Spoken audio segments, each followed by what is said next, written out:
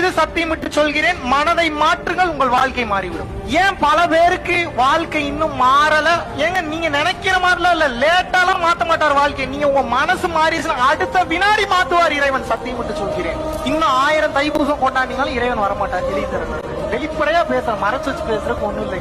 இவ்வளவு தூரம் பேசுறாங்க, கொஞ்சமாவது நம்ம மனசை மாத்தி பார்ப்போம்னு ட்ரை பண்ணுங்க, இறைவன் வந்துருவார். சத்தியமான வார்த்தை. பல பேரோட வாழ்க்கை ஏன் மாறல? மனசு சரியில்லை, குப்பை. உங்க மனசு கன்றாவியா இருக்கு, அதனாலதான் இறைவன் இன்னும் வரல. இவன் இந்த கிளி கிழிக்கிறானே, இனிமேலாவது திருந்தனுண்டான்னு சொல்லி நீங்க நினைச்சு எப்போ உங்க மனசை மாத்துறீங்களோ அடுத்த வினாடி இறைவன் வந்து குடிக்கும். இவ்வளவுதான். இங்க இருக்கிறாரு. எங்க இருக்கிறாரு?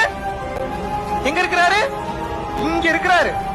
உள்ளுக்குள்ள போவே விட மாட்டீங்க, கன்றாவியா இருக்கு. இப்ப நான் உங்களை கூப்பிடுறேன், என் வீட்டுக்கு வாங்கன்னு கூப்பிட்டா வருவீங்களா மாட்டீங்களா? வீட்டுக்கு கூப்பிட்டோன்னே பாத்ரூம்ல போய் படுங்கன்றேன், என்ன பண்ணுவீங்க? படுப்பீங்களா?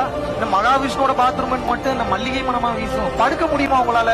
எங்க உங்களை கூப்பிட்டு பாத்ரூம்ல படுனாலே படுக்க மாட்டேங்க. எவ்வளவு கன்றாவியான இருக்கும், எவ்வளவு கீழ்த்தரமான புத்தி, எவ்வளவு பாவம் பண்ணிருக்கோம். இதுக்குள்ள இறைவன் எப்படி உடனே எப்படி வருவாரு? ஏங்க என் வாழ்க்கை, நானும் முழுவேல குளிக்கிறேன், நானும் முழுவேல கொள்கிறேன், நானும் சாமி இல்லை, எனக்கு அந்த இறைவன் காட்சி கொடுக்க மாட்டான். இன்னும் 100 வருஷம் இல்ல, இன்னும் 1000 ஜென்மம் எடுத்தீங்கன்னா இறைவன் வர மாட்டான். மனசை பார்த்து தான் வாழ்வை மாத்துவான். எதை பார்த்து வாழ்வை மாத்துவான்? இறைவன் எப்போது உங்கள் மனதை மாற்றுகின்றார்? உங்கள் மனம் எப்போது நல்ல சிந்தனையில் இருக்கின்றதோ அப்போதுதான் உங்கள் வாழ்வை பரிபூரணமாக மாற்றுவார். அதுவரை இறைவன் உங்கள் வாழ்வை மாற்றவே மாட்டார்.